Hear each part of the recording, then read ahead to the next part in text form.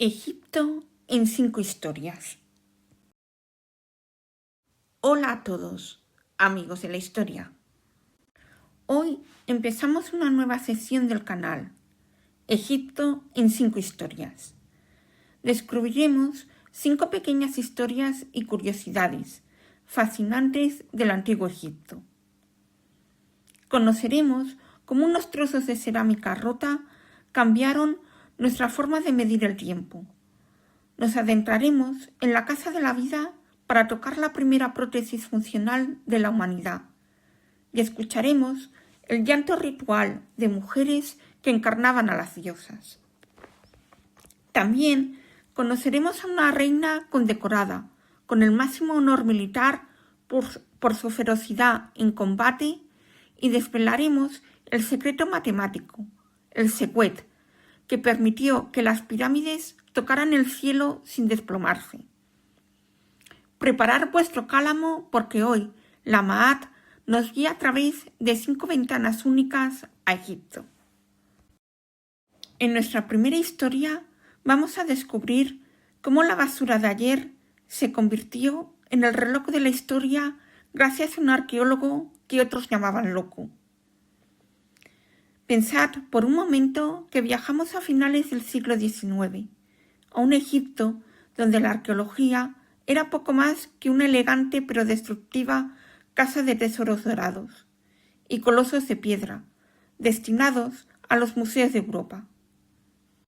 En este escenario aparece un joven autodidacta y dogmático llamado Flinders Petrie, quien ya había asombrado al mundo realizando un estudio topográfico de la Gran Pirámide en solitario. Sin embargo, su verdadera contribución no nació del oro, sino de algo que todos los demás despreciaban: los fragmentos rotos de vasijas de barro que cubrían las arenas del desierto como una alfombra de escombros. Petrie comprendió que mientras los monumentos pueden mentir o ser reutilizados por reyes posteriores, la basura cotidiana de la gente común es el testigo más fiel del paso del tiempo. Él observó que los estilos de la cerámica cambiaban de forma gradual, pero constante, igual que hoy distinguiríamos una habitación estilo regencia de una isabelina simplemente comparando su mobiliario. Fue así como inventó la datación por secuencias, un sistema que permitía ordenar cronológicamente las tumbas, comparando simplemente los tipos de vasijas que contenían, formulando una norma donde cada artículo debía contar con el lazo temporal más breve posible.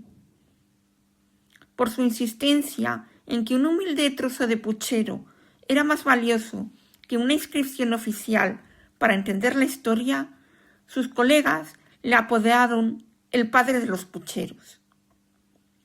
Para Petrie, excavar no solo era desenterrar objetos, sino realizar un milagro de resurrección que permitiera ver cómo se organizaban una ciudad o cómo funcionaba un mercado hace 3000 años.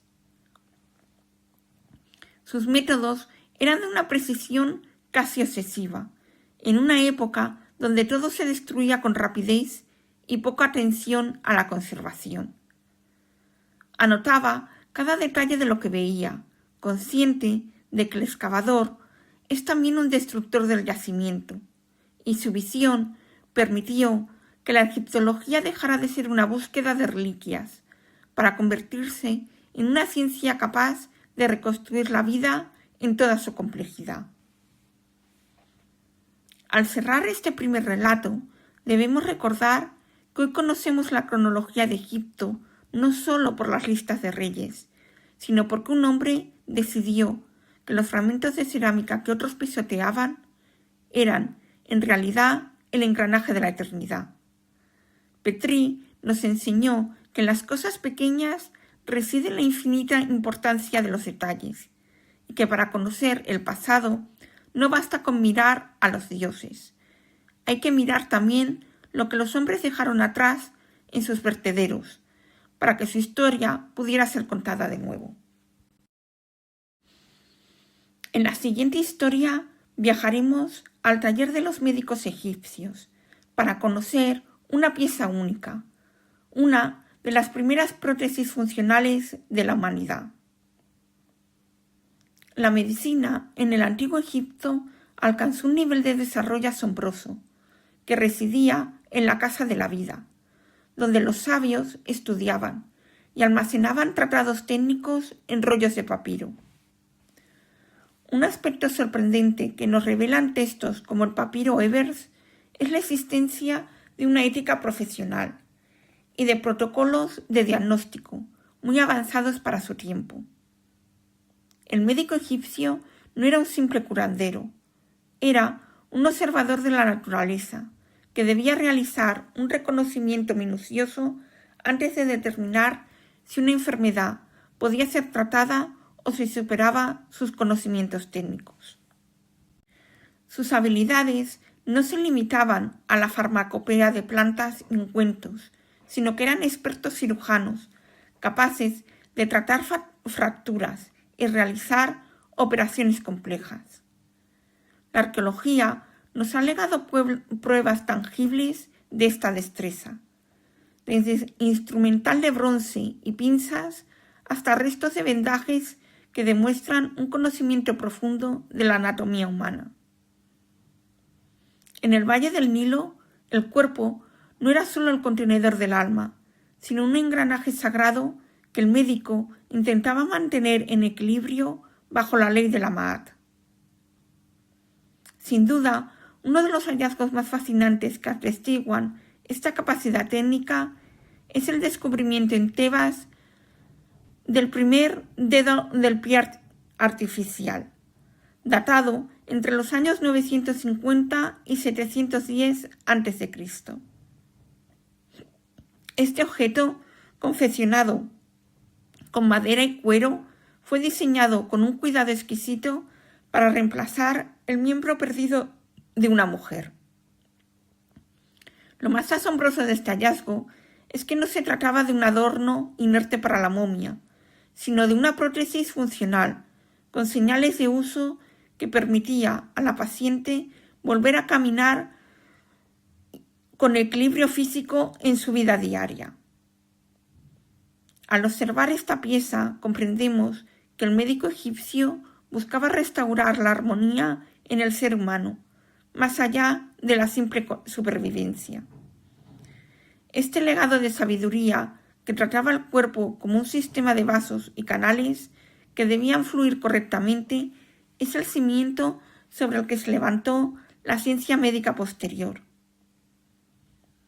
El dedo de Tebas nos recuerda que de hace 3 milenios, en las orillas del Nilo, ya existía un compromiso profundo con la calidad de vida y la compasión técnica hacia el que sufre. Ahora nos asomaremos al corazón del duelo egipcio para conocer a las dos Milano, las mujeres que hacían del llanto una profesión sagrada. En el antiguo Egipto, el duelo por la muerte no era solo un sentimiento privado, sino un requisito técnico y religioso fundamental para asegurar la salvación del alma y su paso exitoso al juicio de Osiris. Dentro de los cortejos fúnebres destacaba una cofradía sagrada de mujeres profesionales, conocidas como las plañideras. Vestidas con sencillas túnicas de lino blanco, en señal de aflicción, estas mujeres seguían un ritual tan minucioso y codificado que no había posibilidad alguna para la improvisación durante el tránsito hacia la tumba. Estas profesionales no lloraban a un desconocido, sino que encarnaban un mito viviente, el de las diosas Isis y Neptis, velando el cuerpo de su hermano Osiris tras su trágica muerte. Por esta razón, el gremio recibía el nombre ritual de las dos Milano, donde la plañidera de mayor rango representaba a la esposa de Osiris y la menor a su hermana. Su función era recordar a los dioses y a la comunidad que el difunto era una persona pura, buena e importante para el equilibrio de Egipto. El repertorio de las plañideras incluía textos específicos, hoy integrados en los textos para salir al día, que debían ser recitados con un ritmo preciso, mientras el cuerpo era conducido hacia su tumba. En una sociedad donde la palabra pronunciada tenía un poder creador inmenso, sus lamentos no solo expresaban tristeza, sino que activaban una protección mágica sobre la momia. Estas mujeres eran las guardianas de la pureza del momento, asegurando que el orden de la Ma'at no se quebrara ante el caos que representa la pérdida de una vida. Hoy vemos sus representaciones en los muros de las tumbas, con los brazos en alto y las lágrimas surcando sus mejillas, y comprendemos que su labor era esencial para la estabilidad social y religiosa. Las plañideras eran el puente entre el mundo de los vivos y el de los muertos, las custodias de un dolor ritualizado que permitía que la vida continuara fluyendo en el Nilo. Su presencia garantizaba que ningún egipcio cruzara el horizonte sin que su bondad fuera testificada ante el tribunal de ultratumba. A continuación, conoceremos la historia de una reina guerrera que se ganó el máximo honor militar egipcio, luchando por la libertad de su pueblo. Para entender el valor de las mujeres en los momentos de crisis extrema, debemos viajar al final del segundo periodo intermedio, una época de humillación nacional donde Egipto estaba bajo el dominio de los extranjeros hicsos. En medio de este escenario surge la figura de la reina Hotep, una mujer de la dinastía 17, que no fue solo una madre real, sino una pieza logística y militar clave para la supervivencia del reino de Tebas. Tras la muerte en combate de su esposo y su hijo mayor, Amenhotep asumió el mando y mantuvo unido al ejército con una determinación inquebrantable. La curiosidad más asombrosa sobre su vida no reside solo en su regencia política, sino en el excepcional reconocimiento militar que recibió por sus servicios. En su ajuar funerario se descubrió un collar con 3 grandes moscas de oro, un honor que nos revela su verdadera importancia.